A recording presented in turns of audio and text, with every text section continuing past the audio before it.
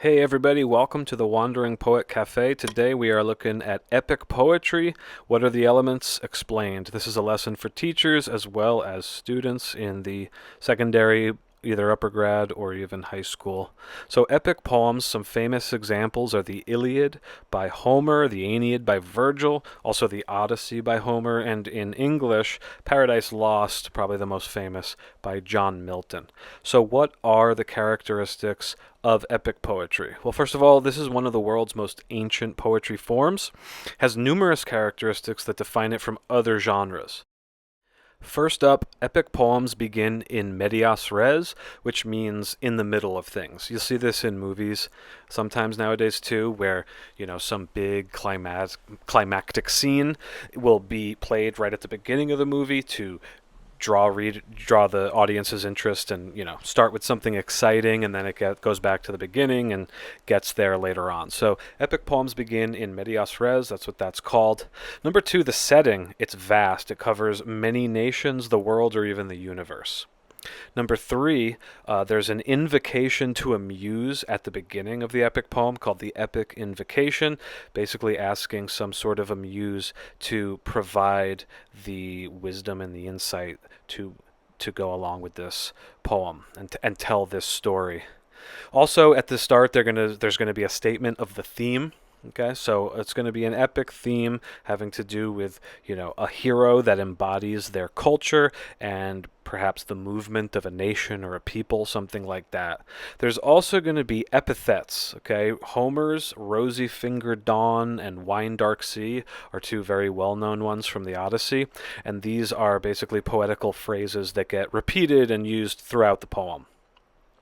Number six, long lists. These are called epic catalogs. Think about like a war movie like Lord of the Rings or something like that, where, there's scenes of the hero getting dressed in all their armor, right? Stuff like that. A list of everything they're about to put on, or a list of all the different elements that they're going to use in battle or something to that effect. So there's long lists called an epic catalog, might be a list of gods, goddesses, that type of thing. Number seven, there's going to be long formal speeches, right? This is pretty standard for any type of, even Shakespearean plays have that. But the characters in an epic poem, they're going to give long speeches. Number eight, there's divine intervention on human affairs. So the gods are present in epic poems, and they are going to make their force and their will and their voices heard. Of course, Paradise Lost by John Milton is literally about, the battle between God and the devil. In Homer's poems, you've got the Greek gods having massive impact on what goes on. So the gods are going to intervene in these affairs.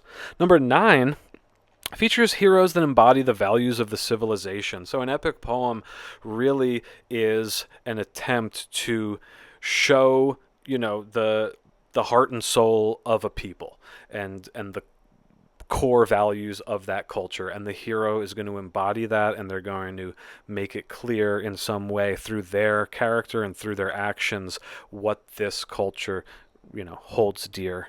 And then number 10, often the hero will descend into the underworld or hell. Again, this is common in storytelling movies nowadays, right? In movies, they'll call this section the dark night of the soul, sometimes on beat sheets and screenwriting. And so the hero most likely will descend into the underworld, where they'll meet a ancestor or some type of figure like that who's going to teach them something. They're going to come back with knowledge that's going to help them conquer the day. All right, so now what we're going to do is read the following passages from Homer's The Odyssey and Milton's Paradise Lost. Now, this is where we get, for teachers, if you want to use this as a lesson plan, one thing you can do is have students circle and identify in the margins each instance where you see one of the 10 characteristics being used or alluded to. So here's the opening, translated by Robert Fitzgerald of The Odyssey by Homer. Sing in me, muse, and through me tell the story of that man skilled in all ways of contending, the wanderer, harried for years on end, after he plundered the stronghold on the proud height of Troy. He saw the townlands and learned the minds of many distant men, and weathered many bitter nights and days in his deep heart at sea, while he fought only to save his life, to bring his shipmates home. But not by will nor valor could he save them, for their own recklessness destroyed them all. Children and fools, they killed and feasted on the cattle of Lord Helios the sun, and he who moves all day through heaven took from their eyes the dawn of their return. And now here are the opening lines of Paradise Lost by John Milton, English poet. Of man's first disobedience and the fruit of that forbidden tree, whose mortal taste brought death into the world, and all our woe, with loss of Eden, till one greater man restore us, and regain the blissful seat. Sing, heavenly muse, that on the secret top of Oreb or of Sinai did inspire that shepherd, who first taught the chosen seed, in the beginning how the heavens and earth rose out of chaos. Or if Sion hill delight thee more, and Siloa's brook that flowed fast by the oracle of God, I thence invoke thy aid to my adventurous song, that with no middle flight intends to soar above the Aeonian mount, while it pursues things unattempted yet in prose or rhyme. All right, so there's our two examples from the Odyssey and Paradise Lost. Now, when it comes to any poetry lesson, it's always a great opportunity to explore rhetorical devices and figurative language. And when it comes to epic poems, the one that comes to mind is allusions. So this is our opportunity now to embed a study about allusions and teaching students what allusions are into this lesson plan. So allusions are brief references to persons, historical events, works of art, or biblical or mythological situations or characters. Epic poems tend to have a lot of them. In fact, our passage from Paradise Lost was chock full of them. Did you notice? For example, the secret top of Oreb. What's that?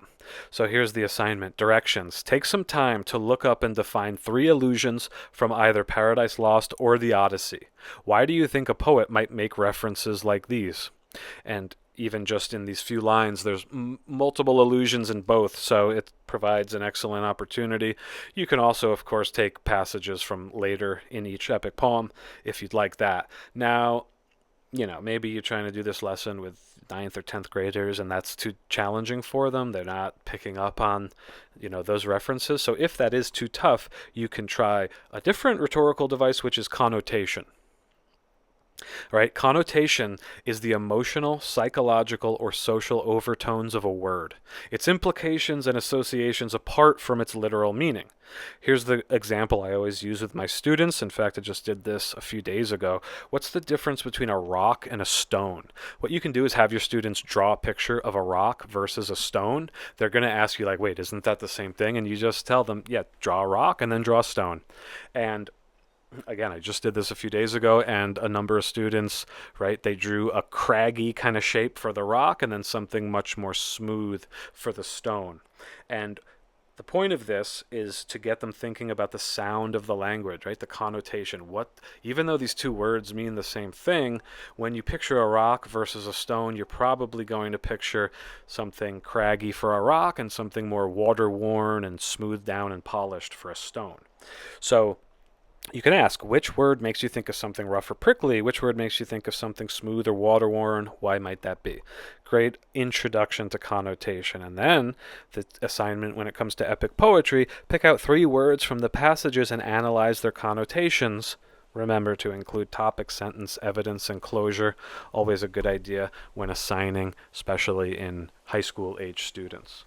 All right, so from there, that's the lesson right here. From there, you can extrapolate on this if you want to get deeper into either, a specific epic poem, specific passages, and, explore allusions or connotations more deeply, explore the characteristics of epic poems more deeply.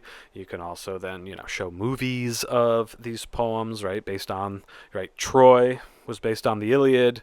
There's movies of the Odyssey, not sure about Paradise Lost, but a lot of opportunities here to connect, even if not a movie of the epic poem itself. You can show, Lord of the Rings type movies, right, epic adventure movies, and that's a great way to hook students in.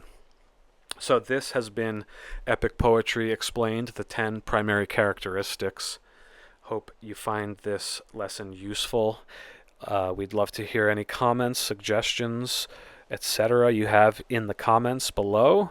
Remember to subscribe to the channel if you want to see more poetry lessons like this. Also, lots of poetry readings that you could use in your teaching. And this has been the Wandering Poet Cafe. Thanks for watching. See you guys next time.